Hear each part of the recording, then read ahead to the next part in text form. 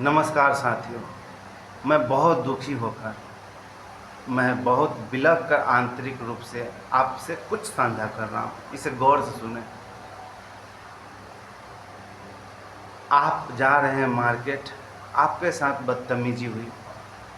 वो बदतमीजी का आप जवाब वहाँ दे नहीं पाए। आप घर गए, वही आपके अंदर चलता रहा कि आपके साथ अन्याय हुआ। उसके प्रभाव यानी आपकी ऊर्जाएं नेगेटिव हो गए। घर भर जितने भी लोग जुड़े आपसे, वो भी प्रभावित हुए। उतना जितना आप कंट्रोल कर कर खुद को बचाए, परिवार को बचाएं।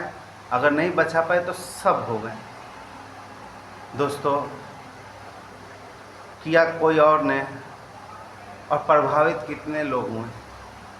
यहाँ कई बातें हैं, हम वहाँ नहीं जाना चाहते हैं।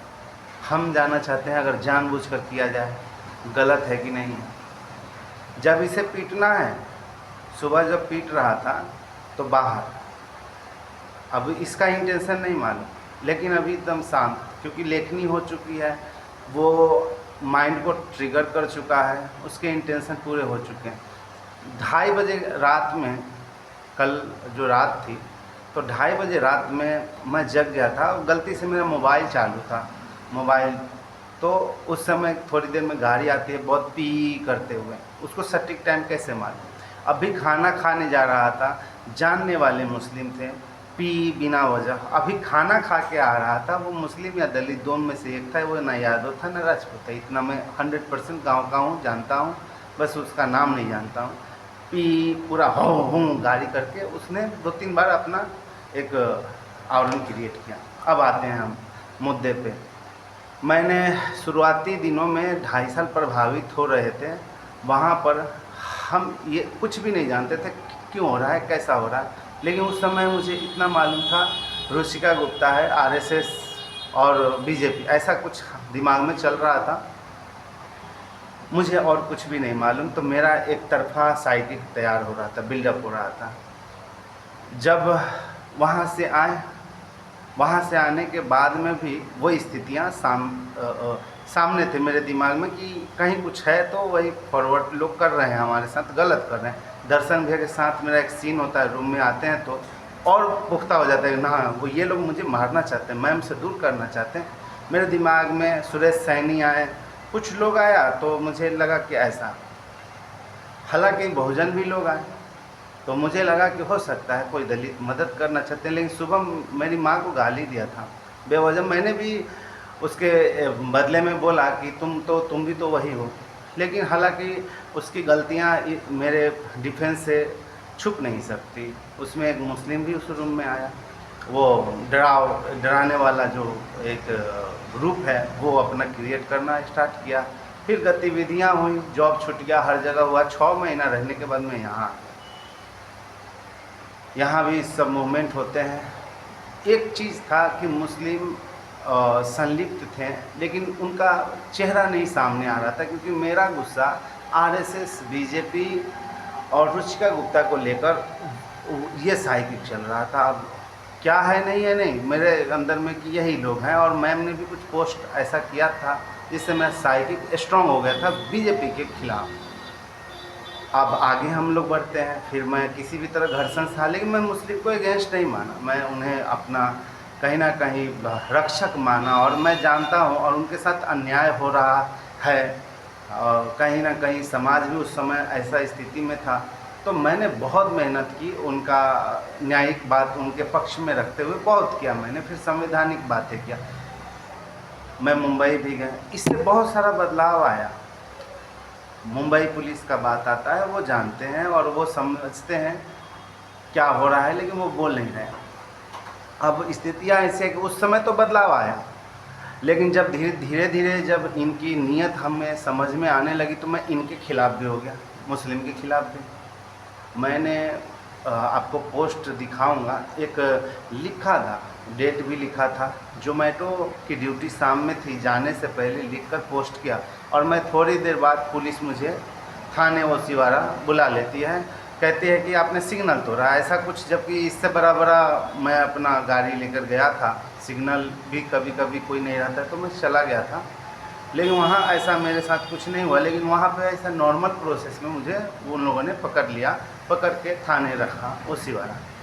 काफ़ी देर उस दिन ड्यूटी नहीं किए थे और पैसे मांग रहे थे, फ़ाइन वगैरह तो मेरे पास थे ही नहीं। मैं खुद ही बहुत विचलित स्थिति में था। फिर भी उन्होंने बैड बिहेव नहीं किया, बट मुझे छोड़ दिया वार्निंग देकर। और जो भी कुछ अब आगे आते हैं, तो बदलाव शुरुआती दिनों में आया और ये मजबूती से एक पकड़ बनाने लगे हम पर। अब एक इंसान पूरी इनकी जो इंटेंशन है वो तो पूरा नहीं कर सकता है, ये बात भूल गए। मेरा है तो हम बच्चे हमारा। अब आप लोग सोचते होंगे कि दोहरी बात करता है। अरे मैं मजबूरी में भटक भटक के लिख रहा हूँ, जाना मुझे फिल्मों में था। मेरी कहानी, मेरा जीवन, मेरा सफ़र अलग था। प्यार के लिए भी बंधन है, उनके साथ क्या हो रहा था, अलग अलग चिंताएं, ये अलग। अब आते हैं कि दोनों तरफ का चेहरा कहीं ना कहीं पूरे जो 26 महीना बीते पूरा पुख्ता समझ चुका हुआ हूँ। ये यहाँ पे भी मैंने 8 महीने में पूरा मैं समझ चुका हूँ खेल क्या है। खेल है अपर कास्ट बैकवर्ड कास्ट, ये दोनों अपने इंटेंशन पूरा करने के लिए मुझे प्रताड़ित कर रहे हैं।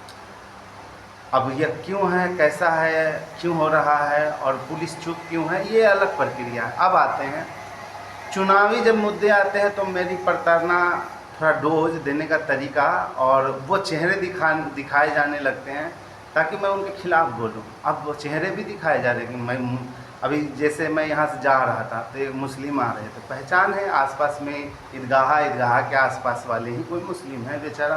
वो तो उर्दू सिखाने के लिए संस्था भी कई सुने थे उस समय कि मुझसे जुड़ जाए किसी भी तरह से। जुड़ना क्या, आपसे मेरा आंतरिक लगाव था, लेकिन इस तरह की हरकत ने अंदर से तोड़ा है।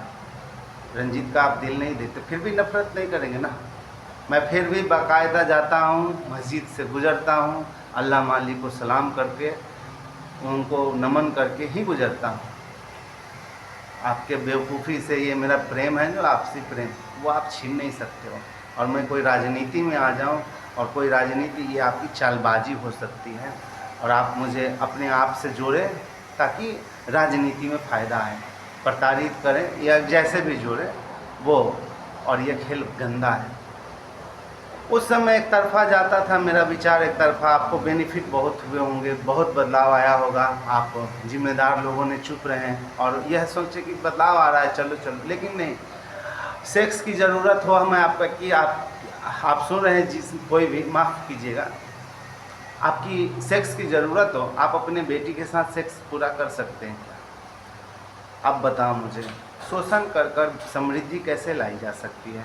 मेरा ये काम, ये जो तनाव से है, वो मैं अपना जो काम करना चाहता हूँ वो कैसे कर सकता हूँ? तो इस समय जो चेहरे दिखाए जा रहे हैं, तो फिर मुस्लिम वोट एकत्रित हो जाएंगे, दलित को दिखाए जाएंगे तो दलित वोट एकत्रित हो जाएंगे। इसका इफेक्ट किसी भी तरह से ये पूरा प्लानिंग के तहत उत्तर प्रदेश चुनाव को लेकर है। पहले मैं बेवकूफ़ था, लेकिन अब समझ रहा हूँ चुनावी जो हलचल हो रही है। लेकिन उस समय था एक तरफा बीजेपी और आरएसएस तरफ गुस्सा थी। अब उनका क्या चला है अंदर से वो नहीं मालूम। रुचिका गुप्ता पूरी कहानी लेकर हजम करके बैठी आराम से। हम तो प्रेम में ही पागल। आज भी कुछ दिन पहले बेचैनी होने लगी थी, और जब जब याद आता है कुछ ऐसा होता है तो वो पीड़ा नहीं बता सकते हैं, वो अंदर की बातें हैं, अंदर ही रहने देते हैं। अब आगे आते हैं तो दूसरे तरफ जब बोलने लगे तो उन्होंने छाँव नहीं दी और अपने अंदर लेने के लिए कितना। आप बताओ, हमारे जीवन में कोई योगदान नहीं, लेकिन आपने इस तरह से लूटा क्योंकि व्यवस्था कमज़ोर थी, जबकि संविधान को ज़्यादा आप महत्व देते हो सभी लोग। संविधान को बताना मेरे जीवन में आप क्या कर रहे हो, आंतरिक भाव में आप पूछना। आप इसलिए बार बार प्रताड़ित कर रहे हो क्योंकि उत्तर प्रदेश में चुनाव होने वाला है और जान रहे हो कि आप साइकिल 3 बजे आप 6 जग रहा है, तो आपको कि उसको प्रताड़ित करो माइंड से प्रताड़ित करोगे तो वो सोचता है, लिखता है, क्योंकि ये सारी तो यही चीज़ें चली आ रही हैं, लिखते। इसमें तो आप हम कोई है ही नहीं, अदृश्य लोग हैं आप, क्योंकि मजबूती से आप ये पकड़ बनाए हो। हम पे बोलेगा तो हम बोलेंगे कि हम कब थे, कहाँ थे। वो बजाने वाला के पास जाओ तो कब बजाए। अब ये पैथोलॉजी का कोई तो डिटेल नहीं है। ये एक कमाने वाला आदमी काम कर रहे हैं यहाँ, अपनी मेहनत की, लेकिन राजनीति कर रहा है। उसको साथ में लिए आगे बढ़ रहा है। मैं नहीं बढ़ रहा, लेकिन मेरे साथ बढ़ रहा है। हो सकता है इसे पीड़ा हो, कोई दबा रहा हो, लेकिन एक के चक्कर में नफरत वो कितनों से कर रहा है। मुस्लिम समाज से मुझे ये कहना है कि आप अगर मुझे गलत मानते हो तो फिर मैं ये तो नहीं कहता कि आप मेरे से जुड़ो। आप, मैं पॉलिटिशियंस फिगर तो नहीं हूँ, या मैं ऐसा कभी बन भी गया तो मैं ऐसा तो नहीं कहूँगा मुझे ही चुनो आप, मेरा ऐसा कोई नेचर ही नहीं है।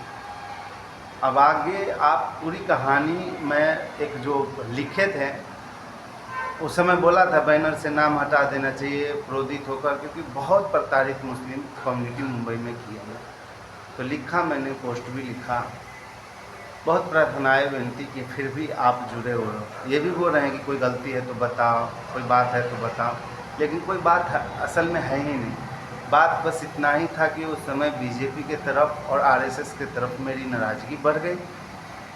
इसके आड़ में अपोजिशंस ने एक पैंट बनाया, फ़ायदा कमाया, गुमराह किया, तरह तरह से उसे बेनिफिट हुए हैं। और मैं गुमराह होते होते अंदर से टूटते बिखरते जो कुछ भी हूँ सामने हूँ। 8 महीने से यहाँ पे भी रोड पर दौड़ना छोड़ दी, यहाँ घर है, यहाँ पे जो सोता हूँ ये भी छोड़ने पे नौबत आ रही है। लेकिन क्या मैं अगर कहीं और शहर चला जाऊँ तो आप छोड़ेंगे मेरा पीछा? तो यह जो आपके अंदर की जो पता है वो अहंकार है, उसका अंत पता है कहाँ होता है? उसका अंत होता है एक सही जिम्मेदार वरिष्ठों के कदमों में, लेकिन वो वरिष्ठ हैं ही नहीं कोई। मुंबई पुलिस की जिम्मेदारी थी, उनका काम था, लेकिन उन्होंने पूरा नहीं किया। तो यूपी चुनाव को लेकर आप मुस्लिम बनकर मुझे प्रताड़ित करेंगे तो बोलेंगे तो आप मुस्लिम वोट एकत्रित हो जाएगा। दलित बनोगे आप तो दलित को बोलेंगे तो दलित एकत्रित हो जाएगा। इससे वोट बैंक एकत्रित हो जाएंगे, क्योंकि मेरे पोस्ट राजस्थान, उत्तर प्रदेश और नजीर खान के रूम में गए थे। कोई राजस्थान से व्यक्ति हमें इतना नज़दीक से क्यों चाहेगा? 2-3 लोग यूपी से क्यों चाहेंगे? खैर, उस रूम में जितने भी लोग आए, जिस दिन वो बात करेंगे तो सबको मैं वापस बुलाना भी चाहूँगा और जो बातें हुई स्पष्ट हो जाएंगी। तो बताओ आप, हमें कोई जीना नहीं है राजनीति का। राजनीति में आप क्यों खींच रहे हो? ना आपसे कुछ लेना चाहते हैं, ना आपको हम कुछ बोलना चाहते हैं।